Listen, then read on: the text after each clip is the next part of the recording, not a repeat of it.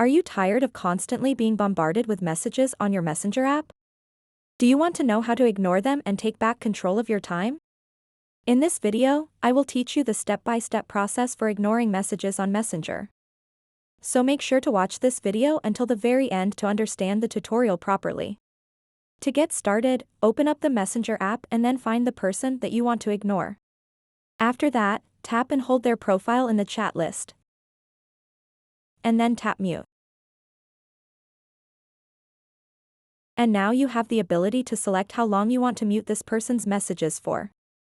You can select mute for 15 minutes, for 1 hour, for 8 hours, for 24 hours, or until you change it. So go ahead and select one of these options. And now you won't be notified when they send you a message. If you completely want to hide them from the chat list, just tap and hold their profile. And then simply tap archive. And now you won't see their new messages on the Messenger chat list. You can unarchive them to bring their chat back and see their messages. So that wraps up this tutorial. If you have any questions about this whole process, please let me know in the comments section below.